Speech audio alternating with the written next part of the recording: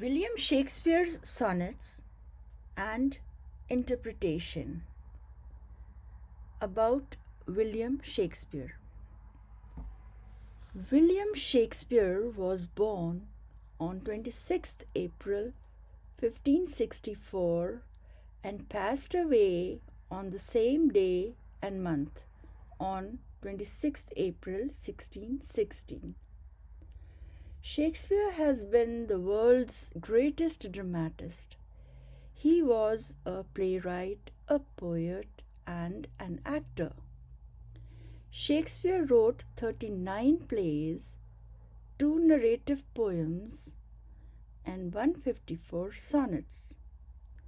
All sonnets from 1 to 154 are in the public domain. Shakespeare's 154 sonnets in audio and text movies have been created into many series. Shakespeare's each sonnet in audio version is followed by the interpretation of the sonnet by Dr. Harpal Sodhi. English language and Shakespearean English. English is an international language which has been seen in various shades of verbal and written form. With the passing of time, English language is no more of what it was 400 years ago.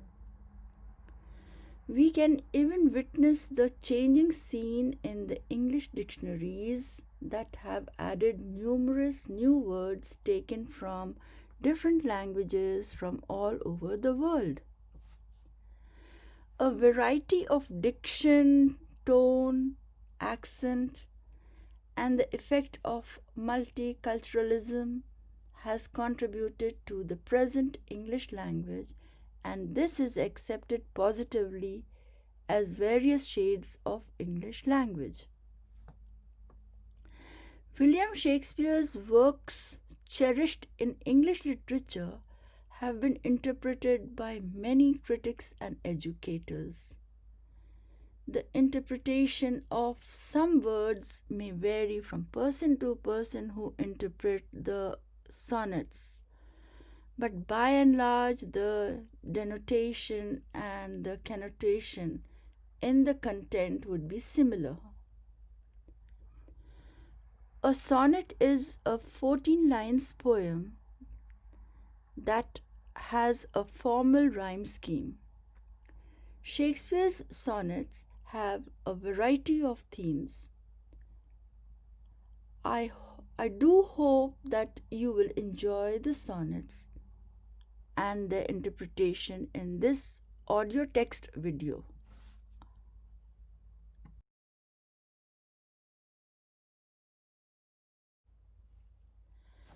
William Shakespeare's Sonnets. Sonnet 51. Thus can my love excuse the slow offence of my dull bearer when from thee I speed? From where thou art, why should I haste me thence? Till I return of posting is no need. Oh, what excuse will my poor beast then find, when swift extremity can seem but slow? Then should I spur, though mounted on the wind, in winged speed no motion shall I know. Then can no horse with my desire keep pace, therefore desire of perfectest love being made, shall neigh no dull flesh in his fury race, but love for love thus shall excuse my jade.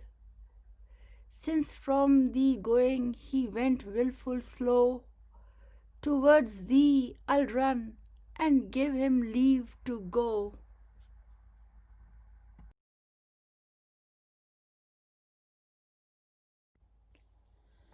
William Shakespeare's Sonnet 51 and Interpretation. Thus can my love excuse the slow offence of my dull bearer, when from thee I speed? From where thou art, why should I haste me thence? Till I return, of posting is no need. In these first 4 lines, Shakespeare addresses himself as dull bearer, and the word posting meant a written note, like a letter was also known as a post. The poet is asking himself that can his lover excuse him? He says, "When from thee I speed," which meant spending less time. Further, he said, "Wherever you are, I need to haste, and there is no need of a post till I return." Lines 5 to 8. Oh, what excuse will my poor beast then find, when swift extremity can seem but slow? Then should I spur, though mounted on the wind, in winged speed no motion shall I know. In lines 5 to 8, Shakespeare uses the words "poor beast," by which he meant his mind with uncontrollable emotions, and he uses the words "swift extremity," by which he meant quick circumstances. So he asks himself that what excuse will he give to his lover when some quick circumstances have made him slow? He further says to himself, "I should have wings to mount on the wind to increase my speed." Lines 9 to 12. Then can no horse with my desire keep pace, therefore desire, of perfectest love being made, shall neigh no dull flesh in his fiery race, but love for love thus shall excuse my jade. In lines 9 to 12, Shakespeare describes his love emotions and desire to meet his lover as soon as possible. So he compares that to the speed of a horse. He further says that his lover will excuse the speed of the clumsy horse for the sake of love. Here, the meaning of jade is an inferior horse. Lines 13 and 14. Since from thee going he went wilful slow, towards thee I'll run and give him leave to go. In these last 2 lines, the poet concludes and tells his lover that he will give leave to the slow speed and will run to gain speed to reach thee. So, this was the interpretation of Sonnet 51.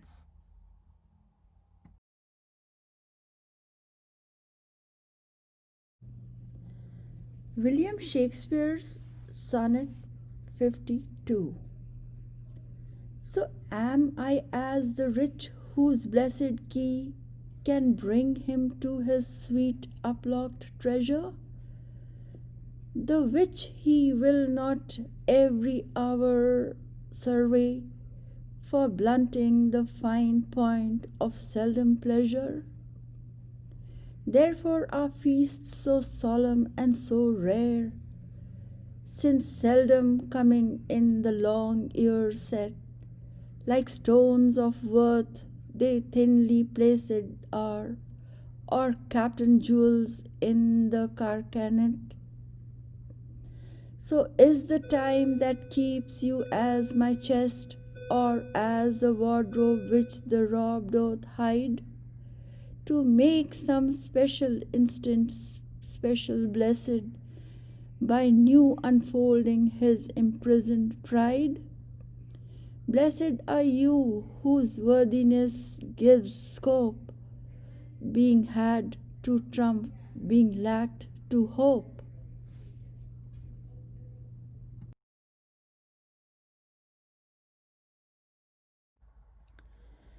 William Shakespeare's Sonnet 52 and Interpretation. Lines 1 to 4. So am I as the rich whose blessed key can bring him to his sweet uplocked treasure, the which he will not every hour survey, for blunting the fine point of seldom pleasure. In these first 4 lines, the poet's mind speaks to him about the feelings of love that he discovered. It was like he found the key to the treasure of locked up sweet love and had become rich with it. Further, he said,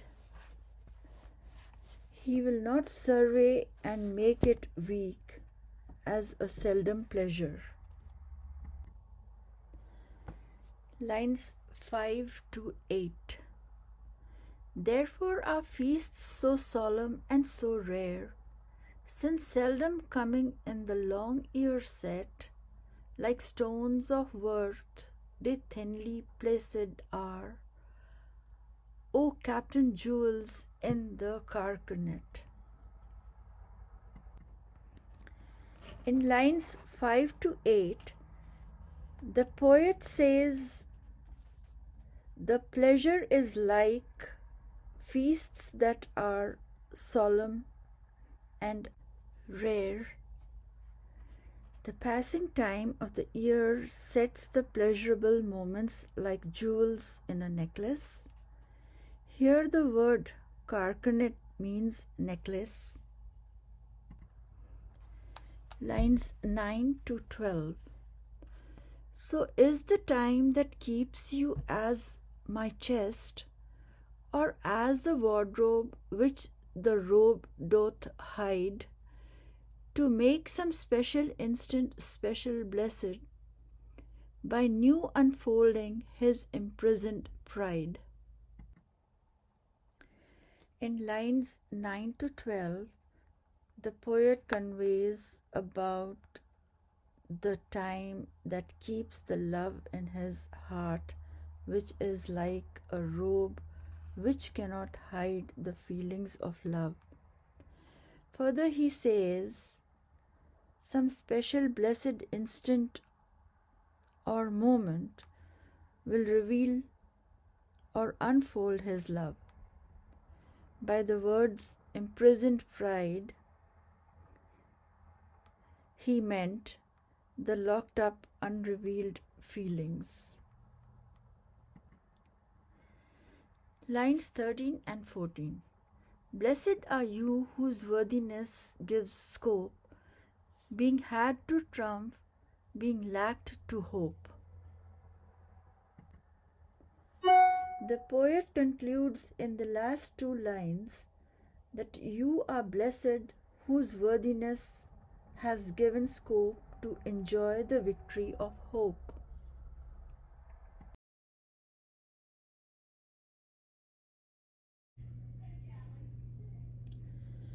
William Shakespeare's Sonnets, Sonnet 53. What is your substance, whereof are you made, that millions of strange shadows on you tend? Since every one hath, every one shade, and you, but one, can every shadow lend? Describe Adonis and the counterfeit is poorly imitated after you. O Helen's cheek, all art of beauty set, and you in Grecian tires are painted new. Speak of the spring and foison of the year.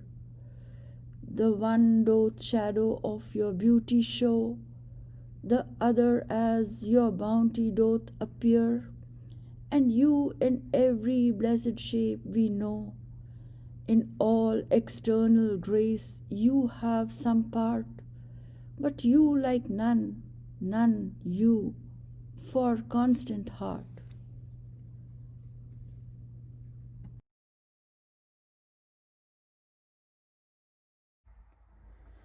William Shakespeare's Sonnet 53 and Interpretation. In Sonnet 53, the poet is comparing his beloved's beauty in a unique style. Lines 1 to 4. What is your substance? Whereof are you made? That millions of strange shadows on you tend, since everyone hath everyone one shade, and you but one can every shadow lend.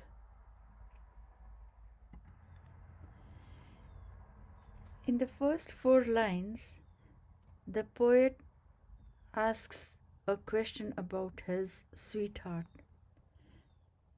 He says, what substance are you made of that your uniqueness is visible in millions of shadows? The others have one aspect of the shadow, but you have shadows to lend to others. Lines 5 to 8. Describe Adonis and the counterfeit is poorly imitated after you. O Helen's cheek, all art of beauty set, and you in Grecian tires are painted new. In lines 5 to 8, the poet mentions about Adonis, who is the god of beauty and desire in Greek mythology. The meaning of Grecian tires is the base on which the Greek painters painted beautiful things to exhibit their art.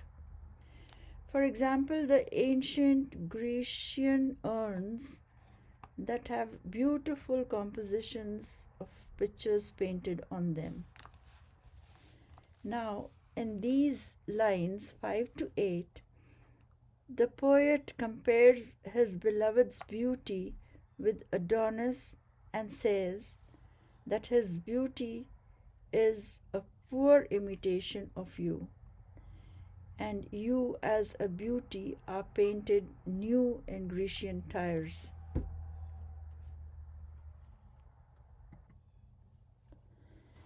Lines 9 to 12. Speak of the spring and foison of the year. The one doth shadow of your beauty show, and the other as your bounty doth appear, and you in every blessed shape we know. In lines 9 to 12, the poet describes his beloved's spiritual beauty. He says, your beauty is like the spring and the abundant harvest of the year. This is one, and the other shadow of your beauty is the gift of generosity that is known about you. Lines 13 and 14. In all external grace you have some part, but you like none, none you for constant heart. In the last 2 lines, the poet concludes and says to his beloved. You cannot be compared to anybody for your external grace and for your constant heart.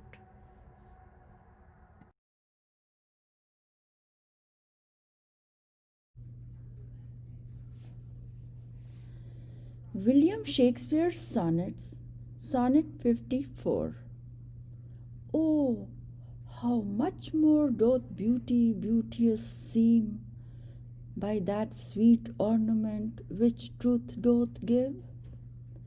The rose looks fair, but fairer we it deem, for that sweet odour which doth in it live. The canker blooms like full as deep a dye as the perfumed tincture of the roses, hang on such thorns and play as wantonly when summer's breath their masked buds discloses, but for their virtue only is their show. They live unwooed and unrespected fade, die to themselves, sweet roses do not sow. Of their sweet deaths are sweetest orders made, and so of you, beauteous and lovely youth, when that shall wade, by verse distills your truth.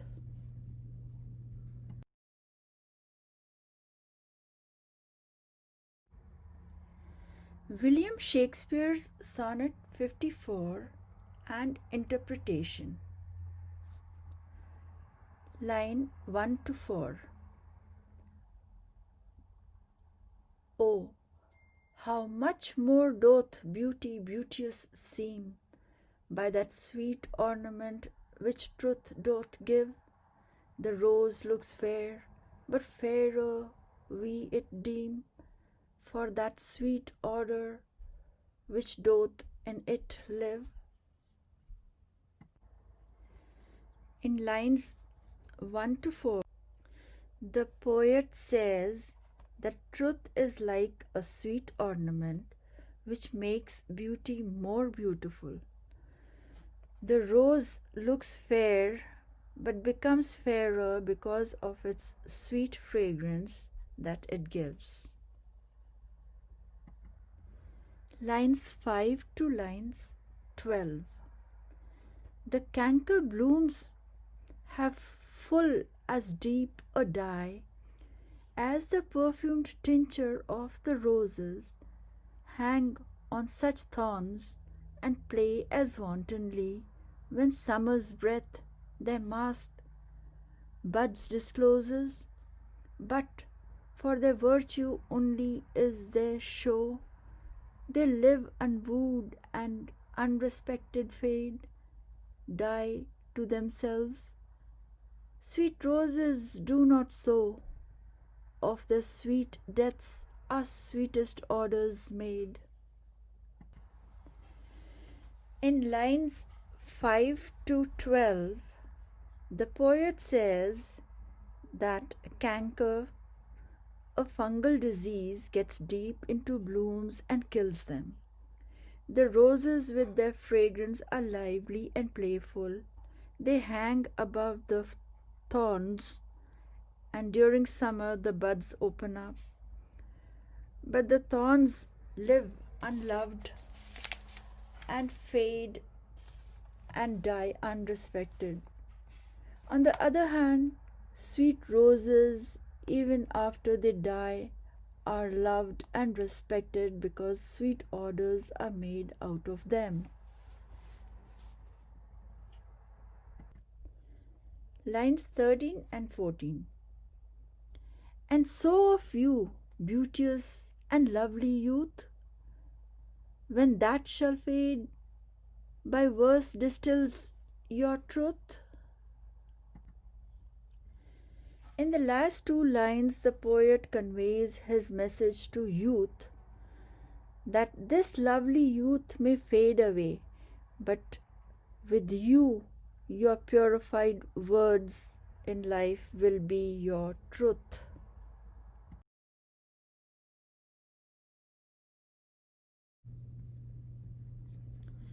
William Shakespeare's Sonnet 55. Not marble nor the gilded monuments of princes shall outlive this powerful rhyme, but you shall shine more bright in these contents than unswept stone besmeared with sluttish time. When wasteful war shall statues overturn, and broils root out the work of masonry, nor Mars his sword, nor war's quick fire shall burn the living record of your memory. 'Gainst death and all oblivious enmity shall you pace forth, your praise shall still find room, even in the eyes of all posterity that wears this world out to the ending doom. So till the judgment that yourself arise, you live in this and dwell in lovers' eyes.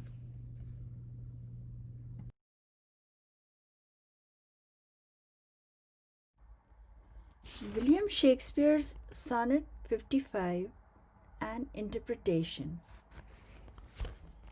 In this sonnet, the poet conveys a message about the powerful verses and says that rhyme will outlive all living and non-living materialistic things and dwell in lovers' eyes. Lines 1 to 4. Not marble nor the gilded monuments of princes shall outlive this powerful rhyme, but you shall shine more bright in these contents than unswept stone besmeared with sluttish time. In these 4 lines, the poet says that the rhyme will outlive with its contents the marble and the gilded monuments of princes, because the time will wear out these monuments with smeared dust. Here, sluttish means dirt and dust. Lines 5 to 8. When wasteful war shall statues overturn, and broils root out the work of masonry, nor Mars his sword, nor war's quick fire shall burn the living record of your memory. In these lines, the poet conveys that the war may overturn the statues and uproot the built-up masonry work, but no war, no sword, or fire can destroy the memory of the living record in the form of rhyme. Lines 9 to 12.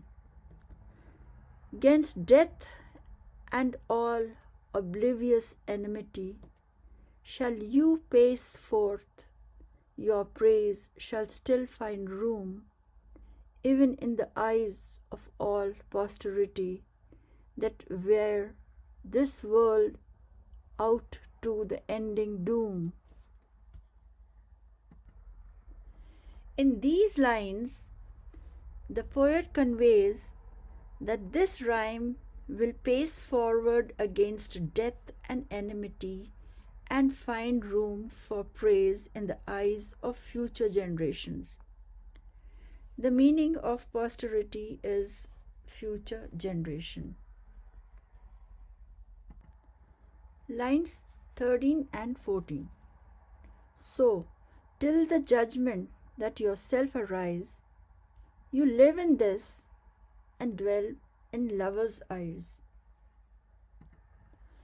In these last 2 lines, the poet concludes that the content of the rhyme in the form of poetry could be judged because it is alive in the lover's eyes. Sonnet 55 ends here.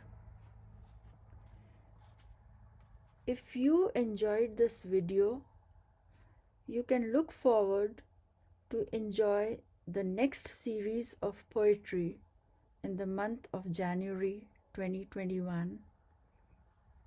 I wish my viewers a lot of happiness and prosperity.